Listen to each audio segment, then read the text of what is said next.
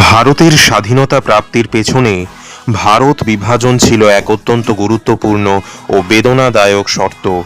British সরকার উপমহাদেশে দীর্ঘদিনের শাসনের অবসান ঘটাতে গিয়ে হিন্দু মুসলমান সাম্প্রদায়িক দ্বন্দ্ব, রাজনৈতিক স্বার্থের সংঘাত ও বিভিন্ন দলের পরস্পর বিরোধী দাবি দেওয়ার ফলে বিভাজনের পথকেই চূড়ান্ত সমাধান হিসাবে গ্রহণ করে।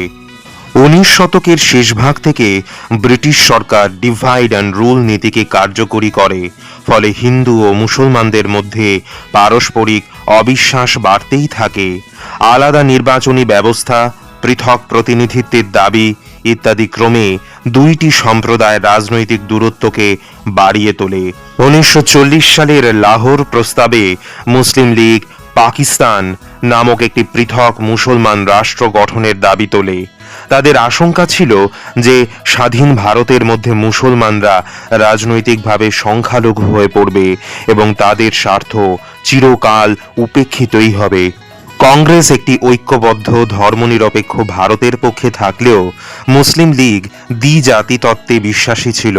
ক্ষমতা হস্তান্তরের প্রশ্নে উভয় দলের মধ্যেই সমঝোতা না হওয়ায় রাজনৈতিক অচলাবস্থার সৃষ্টি হয়।